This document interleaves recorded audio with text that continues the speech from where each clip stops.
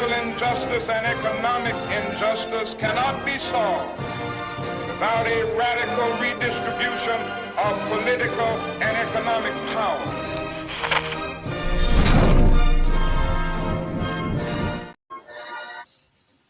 Alrighty, folks, thanks again for joining us. The first topic of the day is the East Palestine, Ohio train wreck. But I wanted, before we start, to ask you, Noah, you are currently in Ohio, in Cleveland, Ohio. How far off are you from what took place in East Palestine, and what has the sort of general reaction been in your area to the event? We're actually not really that far away. East Palestine is in like the far east on the border of Ohio, and Cleveland is considered part of Northeast Ohio. It's closer to Youngstown and Warren, but not very far off from us.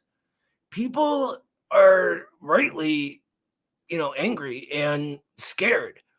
The Ohio River, which is where all of this, what was it called, toxic or like vinyl chloride, I believe the chemical was dumped. That's our main waterway, that and the Cuyahoga River. And it's used for all kinds of stuff. And we'll get into the video in a bit from it, but it's absolutely disgusting that there aren't emergency crews out there right now. People are, at work, I go in and this is what everyone's talking about, right? Because it's so close. And not only that, sort of attached to that, there was also an explosion at a chemical plant in Bedford, which is sort of not really a suburb, but a part of Cleveland. And it's just chemical disaster after disaster here. So it's all anyone is talking about, from, the Libyist libs to the most conservative libertarians. Everyone gets it. Everyone gets together on this topic and says, we got to do something about this, Yeah, absolutely, man. I've seen some of the videos. It's very sad, and what's sad is also the reaction of the government, and that's expected in a government that prioritizes profit over people. And it's important to see that all of this took place, maybe a month after the Democrats and the supposedly most pro-labor president stomped down on the rail workers, which were, not just fighting for better working conditions, for more time off, but, part of the conditions were things that included that are basically tied to some of the causes why this thing happened in East Palestine. So you're dealing with a situation where a company has been cutting corners left and right in order to maximize profit and lower the cost of productions as much as possible. And this is the effect. And this is what the workers have been talking about for a very long time. And this is in part one of the things that led them to strike, besides also the more immediate things like having more days off and other things. But it's important that the nation looks at what's going on, because the rail strike and the potential rail strike was something that got federal attention.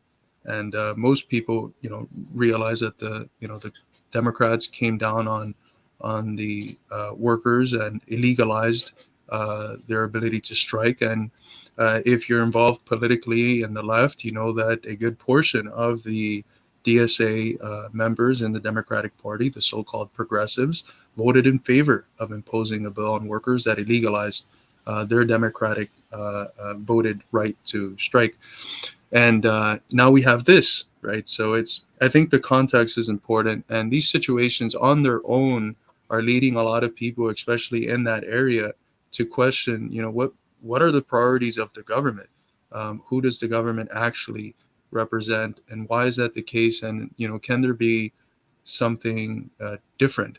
And you see a bunch of videos that are coming out of just regular working people, like hitting the nail on the head about the fact that the government is really a committee for the affairs of the capitalist class. And in this case, these big train companies that, their profits keep going up, but the living conditions of their workers keep going down, and the conditions which lead towards disastrous events such as these just keep getting proliferated because they keep cutting corners to maximize profit. So I think a lot of working people are coming to realize that. And this is a moment that if you're a socialist in this country, you have to take advantage of. You can't be on your nitpickiness of, is this person a liberal? Is it a conservative? Is it a libertarian?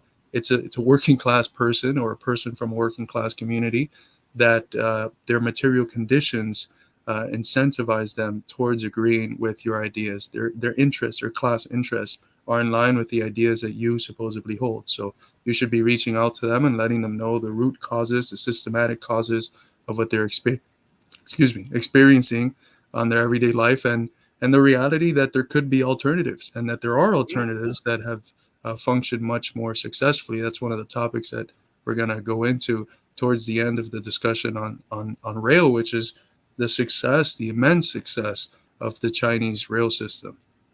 Now, I want to back that up a little bit first, because what this does, what these class interests do, and this growing sort of consciousness has been happening over the last few years of working class people, is it overcomes the old modes of thinking, right? We often hear people condemned as they're right wing or they're left wing, depending on who's doing the condemning, right?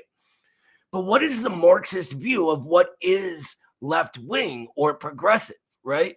It isn't this sort of vague notions of all like, having a checklist and you tick each of the boxes of, do you support this? Do you believe that?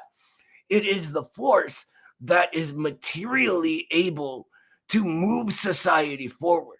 And in the bourgeois era, that is the working class. And the working class becoming aware of its material interests is something that we cannot ignore.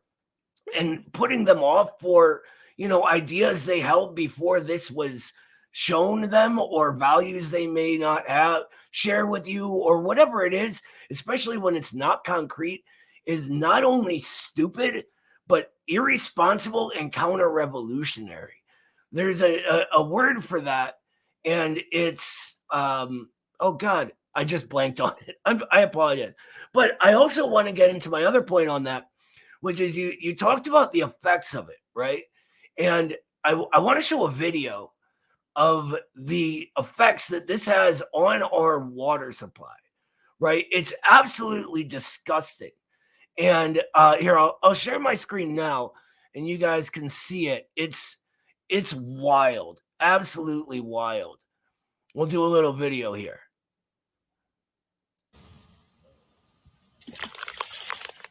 All right, she just tosses a rock in the creek. Now you can start to see the haze form. Look at all that. Look at it. It's all in the bottom of the creek bed. Look at that. And it just keeps growing, right? And solidifying. Now look at it.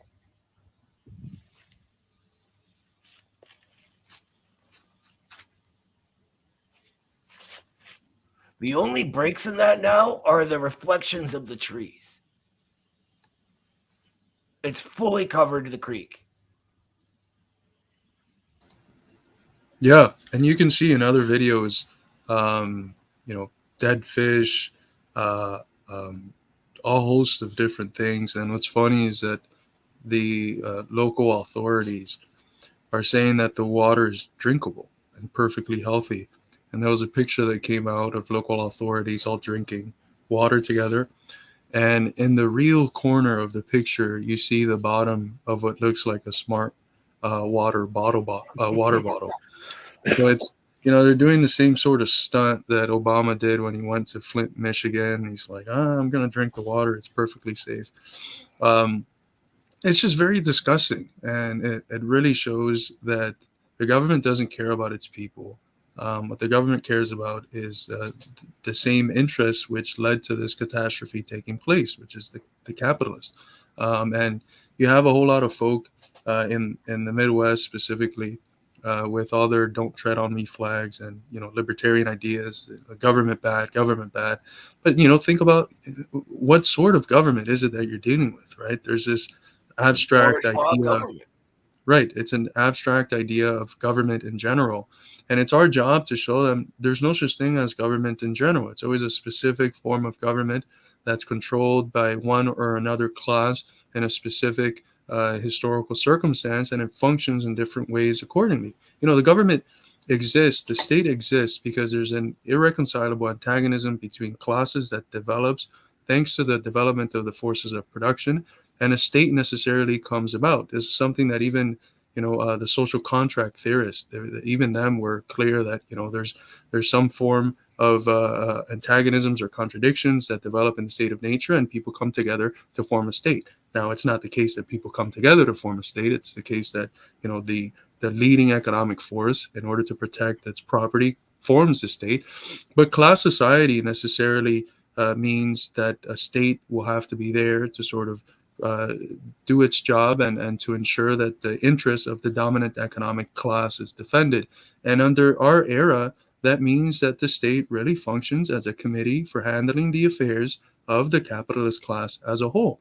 And under a different society, when the working class and the popular masses are the ones in power, the state is going to function in that different form. And that's what Marxists have been calling for the last 150 years the dictatorship of the proletariat. All it really means, if you look at that word dictatorship, we toss it out today and people think about Dr. Evil and the little thing with the ring. And, it just really means the ability for dictating something in such a way so that it gets realized once you dictate it. And in another word, it's almost a synonym of the word power. And when you speak about the dictatorship of the proletariat, it means power in the proletariat. And if the proletariat are the working masses, then you're talking about a situation where power is in the hands of common people. And what's another way to speak about power in the hands of common people? Democracy. Demos, popular, common folk, and kratos, which is power. Democracy is genuine democracy is the dictatorship of the proletariat, and that's a working class state. So it's all these ideas about the state bad. What's interesting is that capitalists are able to use a deficiency of their state to deter people from socialism, because they think about the state in general. Socialism is just more state and not a qualitatively different form of state. And that's one of those ideological tricks that I think with organizing and mobilizing people, we can help them overcome. If they've gotten to the point where they realize the government really doesn't represent them, and in reality represents these large monopolies, they're just a step or two away from realizing that that's the capitalist state, and that's how things function, and that it could be different if the working class was in power. Well, one of the things that I've said to my libertarian coworkers is, look, brother, what you call crony capitalism, I call imperialism, right? All we're talking about is that what we had at one point, which when capitalism was progressive, it built amazing productive forces, right? And that can't be denied and shouldn't be by any real communist. But it's turned into this, where the monopolies that formed now hold power over everything, right? And libertarians themselves will say, yeah, those monopolies are what the government serves, right? And they'll just, talk about big pharma or whatever else. All you have to do is relay that into a class analysis, and it works every single time. It works. Getting back into this specific thing, though, and the government's absolute failed response, it was also a failure of government and these rail corporations that brought it about, right? And Railroad Workers United has a really, really good statement about this that Monthly Review published.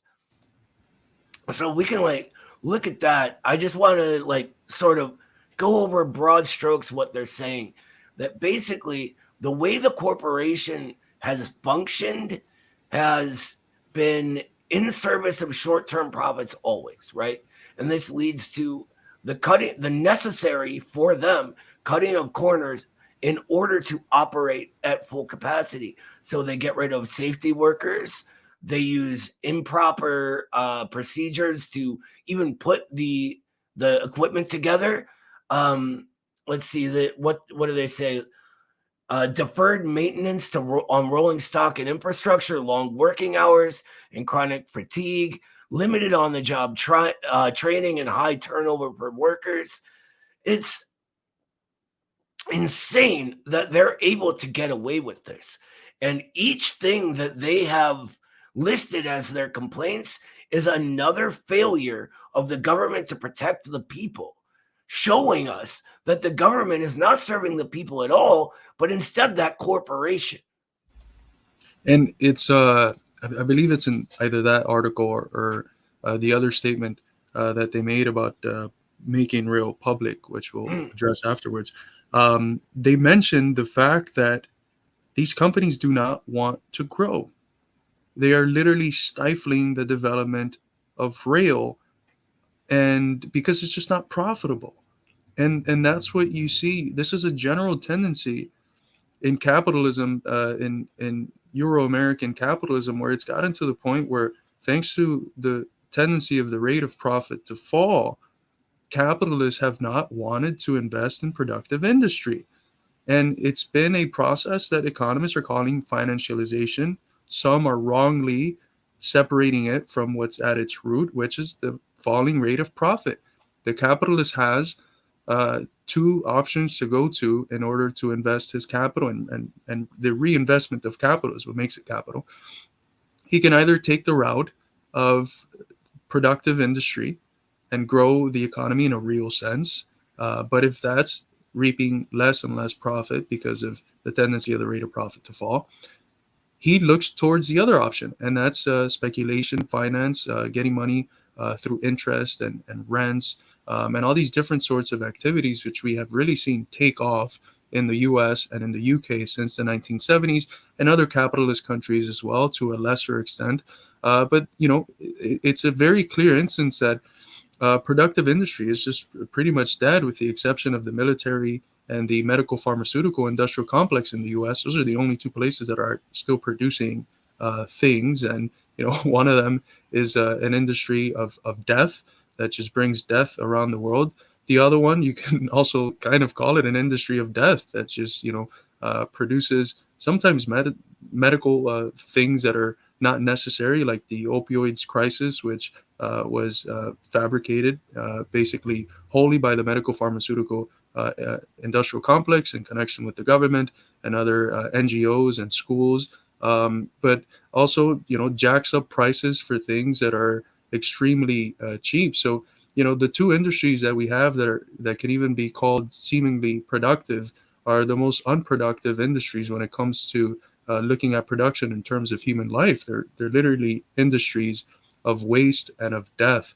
So it's telling of the state of the senile and decrepit state of capitalist imperialism that we're in. It shows us precisely that imperialism itself, as a stage of capitalism, has become moribund. And this is exactly what Marx predicted almost 200 years ago, going on right now, right? It is capitalism becoming so big that it becomes a fetter on its own development, therefore creating the forces that create the next thing. Within that is a technological aspect, and technology, the technological revolution, all of this means that a new thing is genuinely possible, a new way of producing. And this is why the sort of economic motion behind everybody sort of beginning to get it in our era, seeing all of these things as past their prime and illegitimate. And it is what directly leads to reproletarianization, by the way. And for us, the potential for an alliance between the proletariat and reproletariat.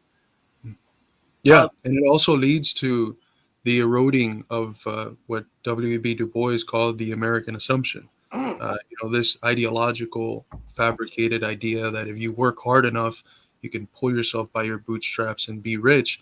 with the destruction of the middle class over the last 50 years and the process that Noah calls reproletarianization, which is all tied to these developments and the rate of the falling rate of profit and financialization, that's destroyed. And that was one of the main ideological barriers for working people to see themselves not as agents which are socially flexible and which can climb the social ladder, but as working people with a concrete interest grounded in their material relation to production, and an interest which urges them to come together and fight for a different world. And that American assumption, that's being completely eroded with this process. And I think that we can't speak about this phenomenon of rail in a concrete and comprehensive manner without bringing up these diverse sociological, psychological, material changes which have taken place in American society over the last 50 or so years.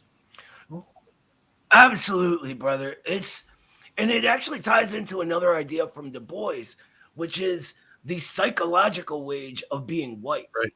right? Which tied itself into that ability of upward momentum and the creation of the American middle classes, which the Black community was absolutely legally cut off from.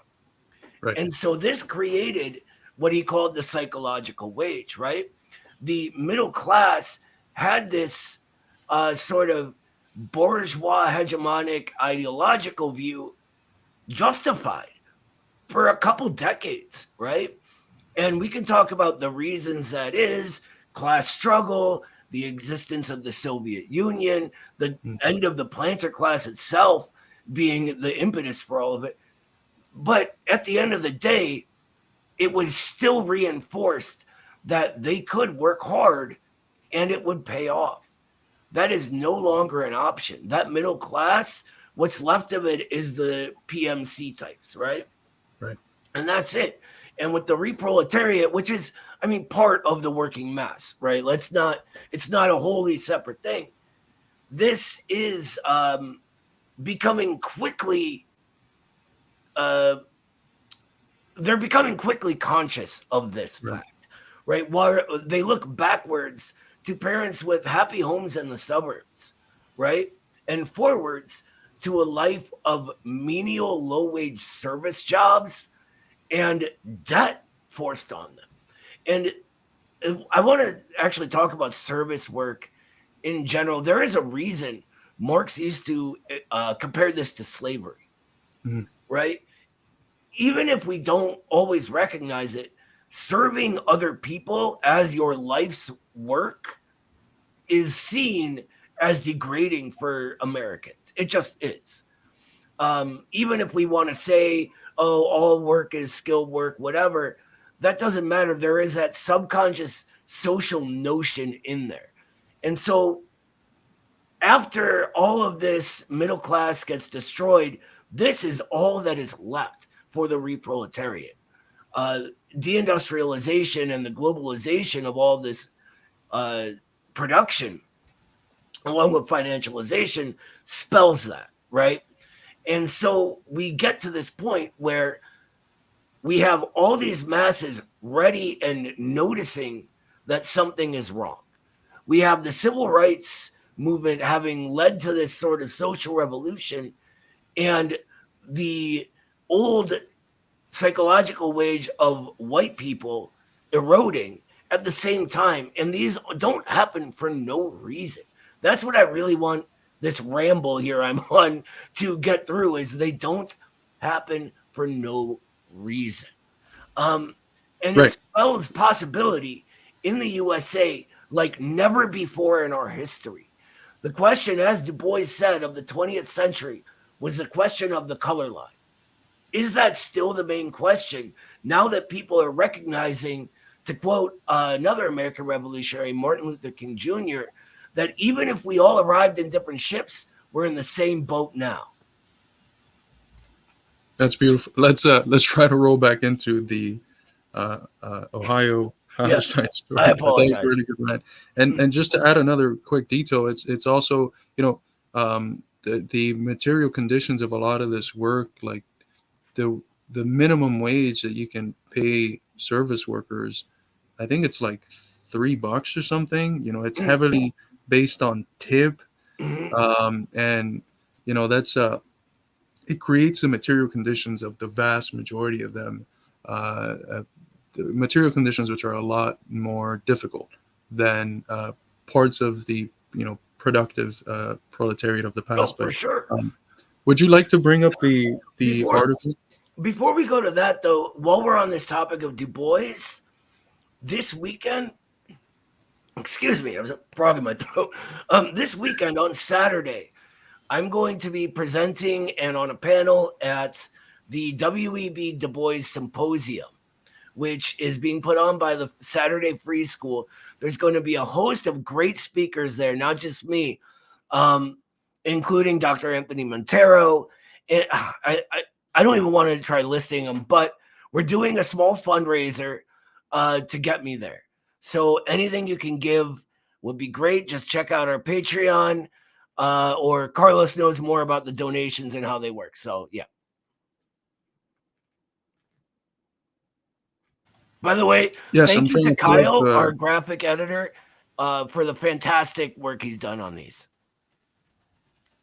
I'm trying to pull up the link tree so that I can copy and paste the link into the chat. Again, if you have the capacity to donate, it's done through a PayPal donation box where you'll be able to donate both through PayPal, but also through card, I believe, and it's compatible with most methods of payment.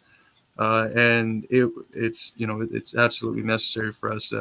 We would like to be able to have Noah to have the ability, to pay for gas and for lodging expenses. So if you can spare a few bucks, that would be greatly appreciated. But do we want to roll into the comments from the Railroad Workers United about the way that they kind of predicted events like this happening, and how they are sure that similar events are bound to happen in the future if the same path continues to be taken? Yeah, absolutely. I wanna read what they say is the. I apologize. Can you pull it up, Noah? Yeah. Which one did you want to look at, Carlos? The monthly review one. Okay, With yeah, the one from them. Yeah, Railroad Workers United. You got it.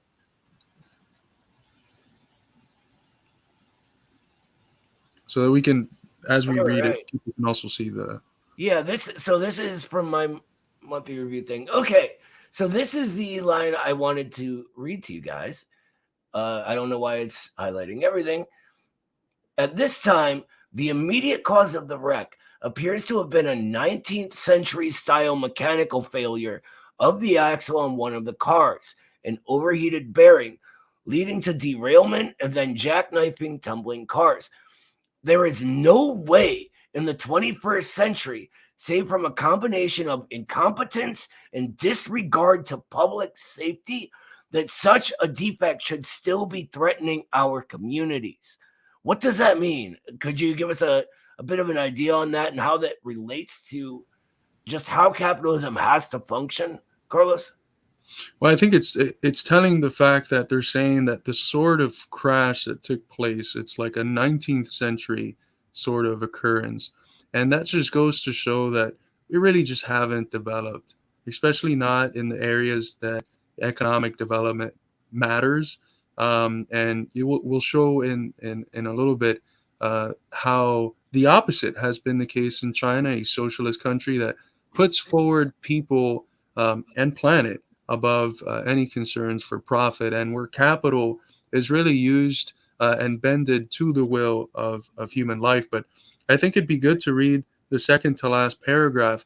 It says, the short-term profit imperative, the so-called cult of the operating ratio of NH, Northern Southern, North Southern, I believe, and the Norfolk Southern, yeah. Norfolk Southern, and the other class one railroads, has made cutting costs, employees, procedures, and resources the top priority.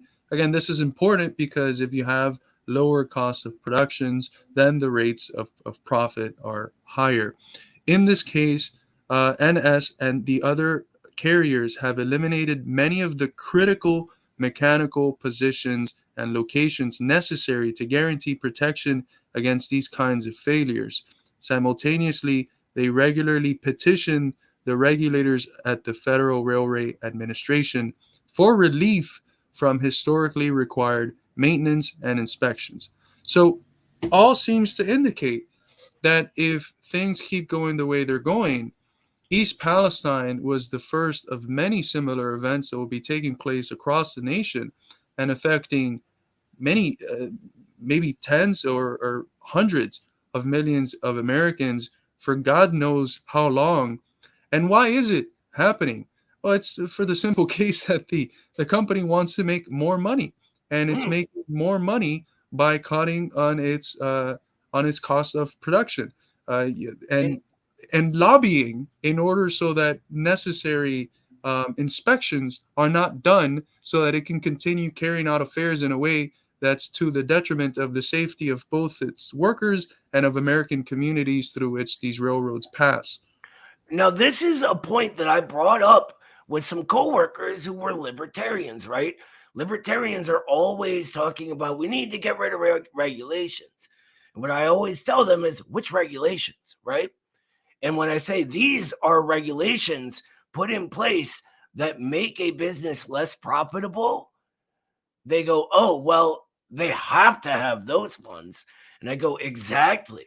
No one is against getting rid of bureaucracy and red tape that makes small business less competitive. No one's against that. No Marxist is, nobody. What people are against is getting rid of necessary safety regulations like this that are put in there because these corporations are able to lobby the government in order to try to offset their own falling rate of profit. And in our era, that falling rate of profit has been falling for a very long time. Think about what industries began the US capitalist system: rail, steel, and cotton, right? And really, modern America is all steel and rail. And so, when they talk about the short term profit imperative, that is all trying to overcome the fact that if they don't do these things, they're no longer profitable. And therefore, we no longer have a rail system. And so, when I explain this to my libertarian coworkers, they go, holy shit.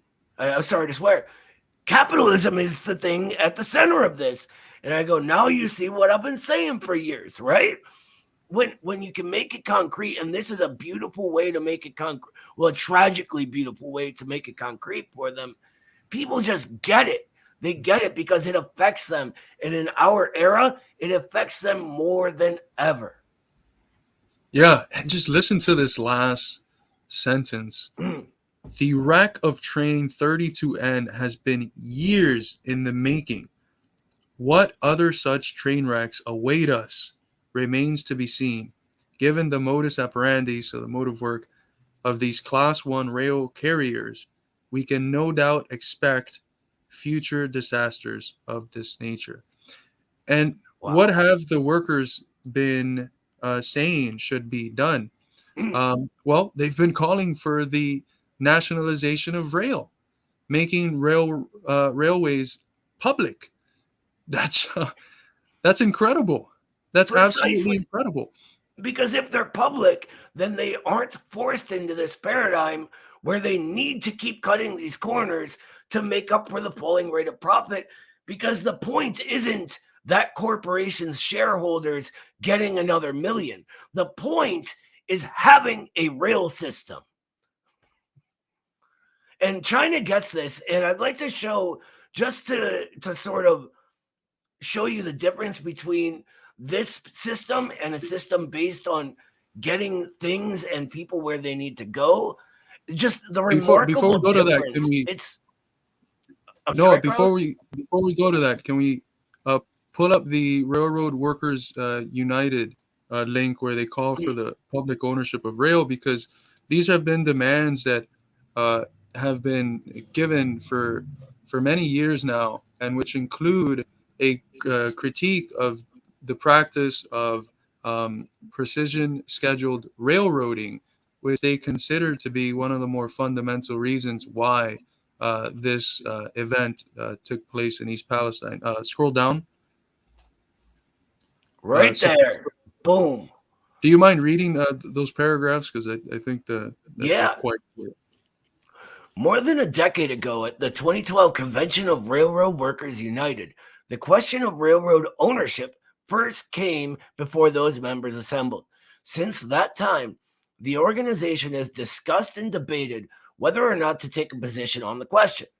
In face of the degeneration of the rail system in the last decade, the RWU Steering Committee, or their leadership, voted unanimously at the October monthly meeting to adopt such a position. And so that means the whole leadership, who is representing each of the locals, voted to do this.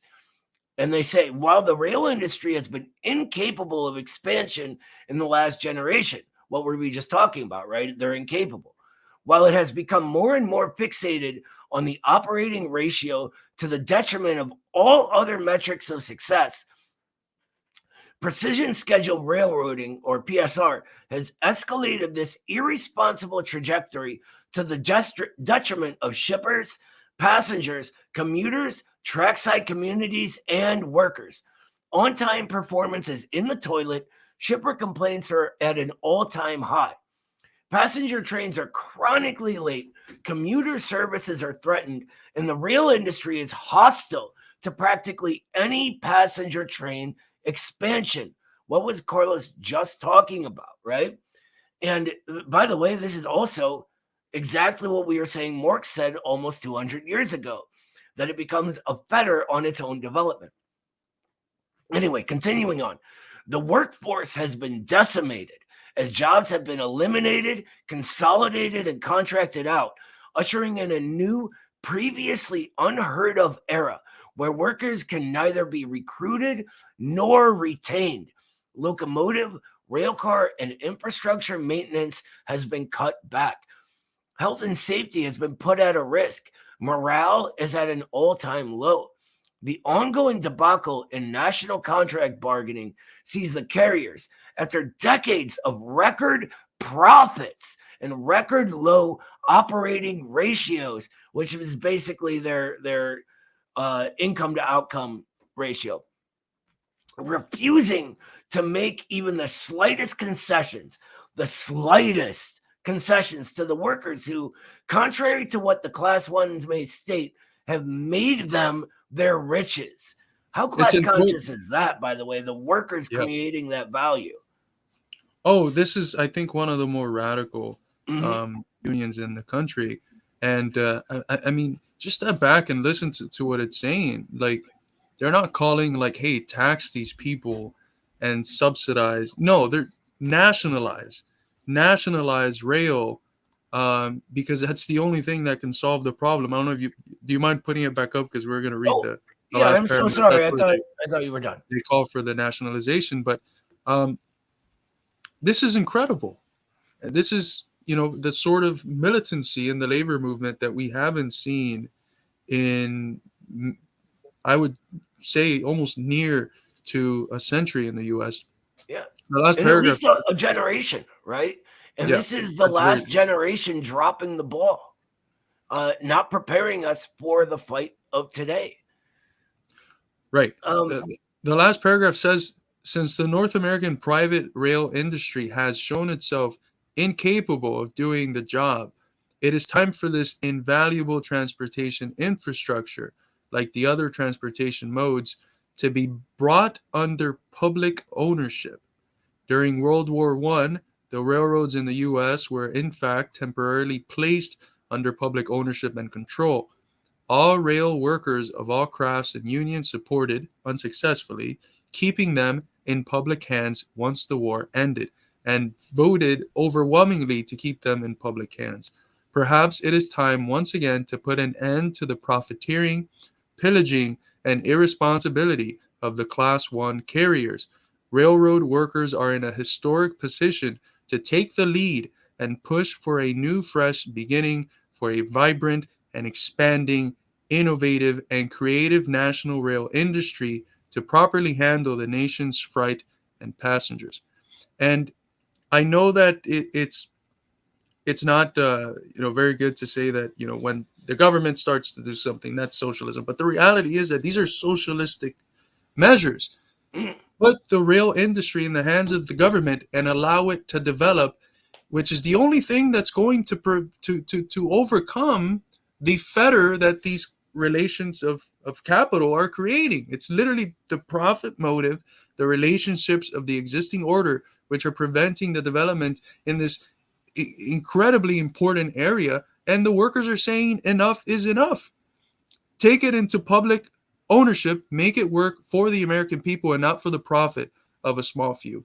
And this is incredible. If this doesn't highlight the fact that we're in a moment where not only is the American empire in decline, not only is it showing its moribund character internationally, not only are there petty fights within the ruling class at home, showing the fact that the ruling class cannot continue to rule in the old way, but you also have a level of militancy and class consciousness that we haven't seen in decades, or I would even add close to a century. So you have to ask yourself, as a socialist, as someone who sees the response of the current crisis, not in reforming the system that got us here, but in completely overthrowing it and establishing something new that's headed by working people. You have to ask yourself, what is a priority for people who are socialists today? To bicker about small things with each other, or to organize, unite, and bring together the working class into a movement that can actually achieve the aims that they already want? They're not going to achieve those aims through the Democratic Party, especially not the Democratic Party that just prevented them from striking, that illegalized them and sided very clearly in the favor of the railroad companies, which have just done this horrific thing that's going to affect millions and millions of Americans. The solution to the problems that the working people in this country have and the way to achieve the aims that they already want is socialism. And if we're not organizing for that, we're betraying not just our working class at home, we're betraying the working people around the world that are getting bombed by the US and having their governments overthrown because of the same capitalist vampires that suck our country dry at home. They're doing it to everyone else abroad. And it is our duty to fight against those monsters, not to say, oh, but this one is less evil than the other one, let's vote for this one. To do that in this moment is absolutely criminal. And it's criminal not just against the people of the world, but it's criminal in the face of history. History has given us a challenge, and our challenge is to organize our working class and conquer power. And if we're not fighting for that today, we're standing against history and we're an obstacle to the movement for socialism. And I want to add that why is the left not here? Why is the Communist Party not leading this, right? That is what I want to know here. I love the working people of this country. I love our Communist Party, and I know that we can make this a revolutionary mass. I know we can. But if we're too concerned with middle class, petty bourgeois concerns about, we need a woman in this industry and another minority in that industry, we're forgetting that the women's struggle is a class struggle, right? It is against the ruling class, not against men, right? The liberation of the Black community is a class struggle. It is not a struggle against other workers, but against a concrete ruling class that millions upon millions of workers all over this country are beginning to recognize right now. And if we're telling them, no, you're too unenlightened for me, you're too whatever it is, then we are actively alienating them. And I was going to bring this up when we got to national nihilism, but we're creating what we call a right, but what is in actuality an anti-left. All of our right wing in America these days is frankly just anti-left. There are people searching for answers that the left has alienated with its purity fetish. Absolutely. Emancipation for oppressed and marginalized communities is not going to come when they see themselves equally represented in the bourgeoisie and its pundits in the media and NGOs and the academy. That's not emancipation. And insofar as in this moment where real emancipation can be conquered for working people, especially people in marginalized communities that are oppressed by a state that needs to perpetuate oppression across the board in order to protect the exploitation of working people that it's doing, and in order to protect its profits. If we consider that the struggle for equal representation to be in substance of more value than coming together and bringing workers across different, current world views in favor of fighting for a united working class movement, a movement that takes into account, the real existential questions of nuclear war that we're facing, because of the fact that the empire doesn't want to back down and wants to sustain its hegemony. The fact that we have crumbling infrastructure in the U.S. consistently rated in the D range. I mean, we're talking about the richest country on the planet that has infrastructure that, some people have used the term third world country, but the third world has bad infrastructure because of empire and colonialism. There should be no reason why we have bad infrastructure, but we have horrible there's a plethora of issues at home that are not being handled, and the only way that they can be handled is through a collective working class movement. And you can't have that if you make the standard for organizing with different people purity. If you're approaching organizing through the purity fetish, then your slogan is no longer workers and oppressed people of the world unite, but enlightened workers and oppressed people of the world unite. And that's a slogan and a way of approaching politics that's going to get us absolutely nowhere. It's going to get us right where we are, which is in a position where all we've had is defeats for the last 60, 70 years. And we can't do that. Not to mention that what is enlightened is a wholly subjective thing, right? So what you have is, again, what we have right now, a bunch of different tiny factions that the masses don't even know exist, arguing over who's actually enlightened and who's backwards and reactionary. When the Marxist view of these things, by the way, is from a material basis, and they're wrong on almost every count when they talk about it. But not only that, our ruling class is using our state to march us directly towards nuclear war and World War III right now, right?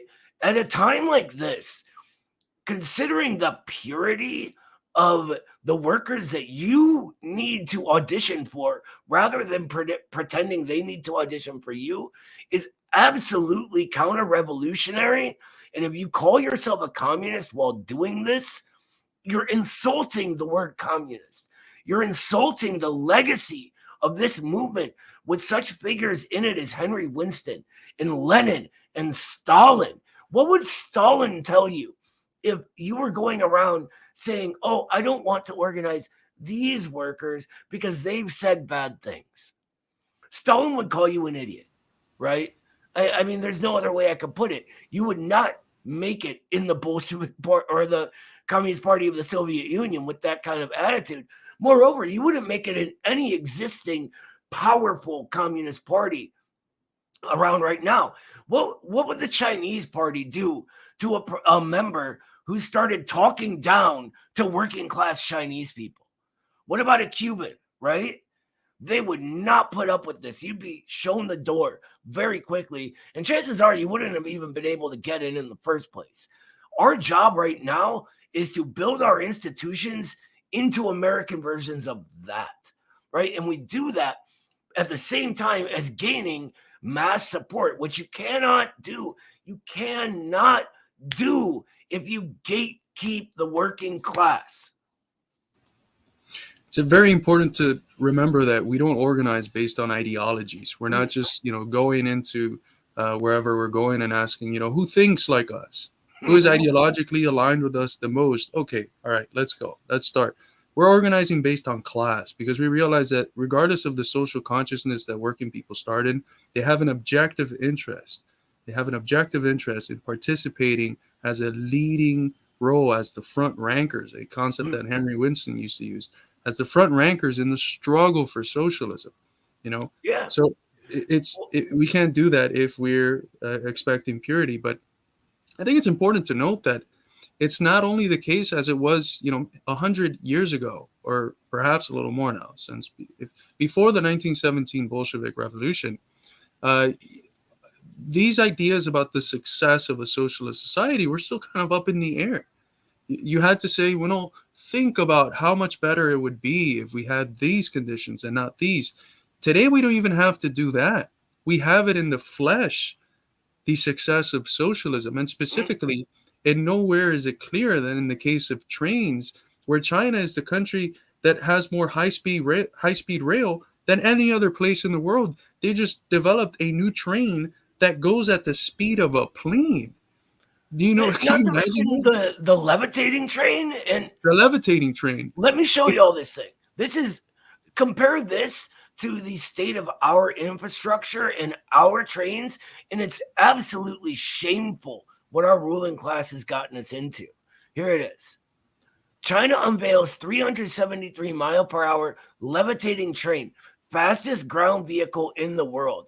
Look at that, right? And then compare it to the images of the Norfolk Southern train, right, collapsing, and what you saw in that creek bed. It's wild. They actually compare it to the Tesla Model S Plaid, which the company builds as the fastest production car in the world. That tops out at 200. So it's almost double the fastest thing that Elon Musk can make, right? Wow. It's just think about that in terms of convenience. Like, you can get a plane to do the trip in that many miles in around the same time. But at what time do you get to a noon flight? At what time do you get to the airport? I don't know if it's just a Cuban thing, but they tell us get there if the flight's at noon, get there at 8. How long does it take once you land to get out? You're Cuban, brother. It might be just because I'm Cuban, right? Yeah. No, that's what time are you getting there? You getting there at 11:30? For a noon flight, I have to get there at 10. And my wife flies all the time. She's a librarian and she works for a tech company, right? So she goes all over the world to meet with these libraries. And anyway, when she gets there, she has all the fancy like TSA pre-check and all that. She still has to get there an hour and a half early. That's not the case with trains, right? So if you have the same, it's a 3-hour flight and then a 3-hour train ride, you just get to the train, pay your ticket, you go in, that's it, you're done. And that's not the case with so it's just so incredibly convenient. And we have the technology these days to literally have a scanner scan your phone in your pocket and you can just walk on. We don't do in China, that. They use their face. It's not profitable. In China, there's an option that people pull their mask on and they scan their face and they let them go in. It's the future. If you want to look at the future, you look at China. It's the most advanced civilization in the world right now, and it shows in the flesh the superiority of socialism. And that's something that Deng was very clear about when he was embarking in reform and opening up and developing the plans. He's like, we've done a lot in the last 30 or so years since the founding of the PRC. We've done a lot. We've broken metrics in terms of the increase in life expectancy of our people. But look at where we are in the world. Compare ourselves to the developed world. There's a big inequality, and we have to bridge this because we'll show people in the flesh the superiority of socialism when they're able to come and see, wow, this is superior. And China has achieved that today. Just look at the amount of people coming from the West to China that are not politically conscious, they're not socialists, but they get there looking for a better life. They start vlogs and they're like, oh my God, the only place that I can live a comfortable life, or one of the only ones, is China. There's literally students going once they graduate to China because it's the only place where they can accumulate enough money in order to pay off their student loan debts. They can't do that in the US. They can't do that in any other European country. They can do that in China. The loan isn't even meant for them to ever be able to pay it off in the US, right? The creation of debt is making up for financialization, and that's a whole nother topic. But here's what I really want to get at. I don't really want to get at, but it's grinding my gears, so I have to say it. This is what really bugs me about the purity fetish of so-called communists who talk about China being not real socialism, the whole Western Maoists and all these people, when they talk to people and they go, all right, socialism's always failed. And they go, yeah, that's true. China's capitalist and evil. They see China. They see it. They see them succeeding. They see all this wonderful stuff. And they go, well, why do you want to hold on to China when it was impoverished and there was a giant famine? And it's ludicrous to not be proud of the accomplishments of our brothers and sisters fighting the same fight we're fighting over there. You know, it's wild to me that the purity fetish and these all middle class, let's face it, all these middle class forces has them condemning them because they're succeeding. Mm-hmm. It's just like Lenin said, right? That in his criticism of Kautsky, that or the Second International, that they want every revolution but the one that succeeds. Don't you dare succeed. Have your revolution, sure, but don't win. Whatever you do, don't win, right? It's important to also mention, as you did, the class character of this purity fetish, because it's not often that working people struggling to make ends meet look at China, where 90% home ownership rate, the rent that people have to pay are like 10 to 20% of their paycheck, and they're like, have they abolished commodity production? I don't want to go there if they haven't abolished commodity production. Right?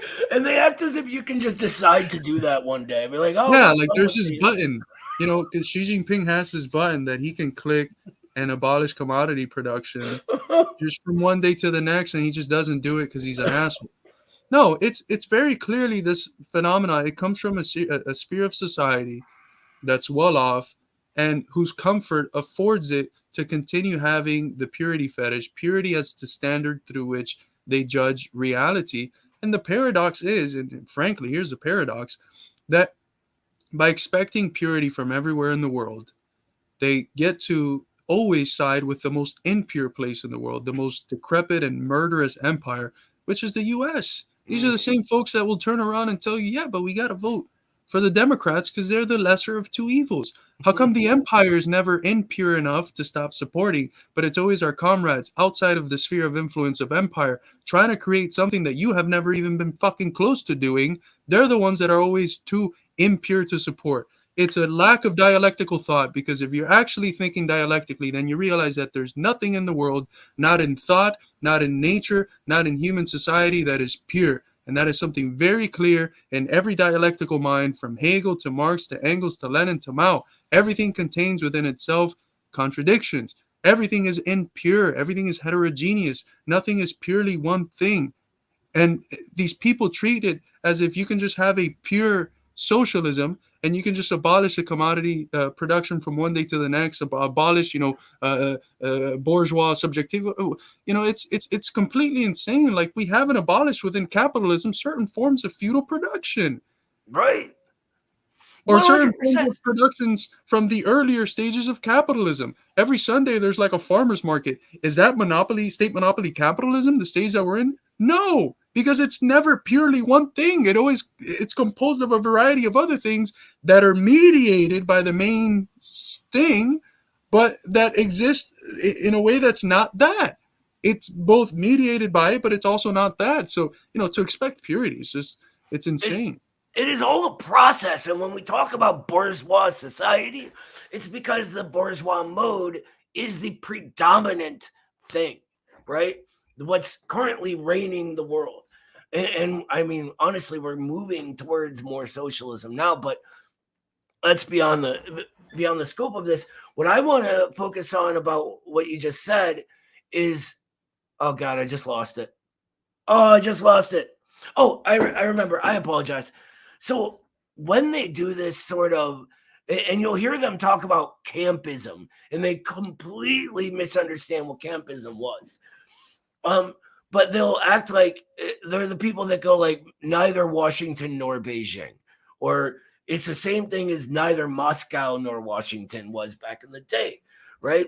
Where they believe that there's some third pure position to have. The struggle is between these two things. When you don't coincide with the progressive forces, you are automatically on the side of what is more powerful, because you are adding ambivalent support for the status quo. And so when you aren't vocally anti-war, you are therefore supporting a war effort. Whether you want to believe it or not, you are that ambivalence. And Lenin explains this ambivalence in detail, by the way, when he talks about revolutionary potential. And he talks about what the party of the proletariat needs is: one, the party itself, the institutions to be built; two, outright support and workers, so people that are for you; and three, the ambivalent support of the masses, at least, right? You need them to at least go, yeah, that's what I prefer, right? Or I don't care either way. And when you get that, that's when you have potential, but you apply the same mode of thought to everything. And so when you aren't pro alliance with the Chinese proletariat, you are therefore siding with our predominant ruling class, which is wholly against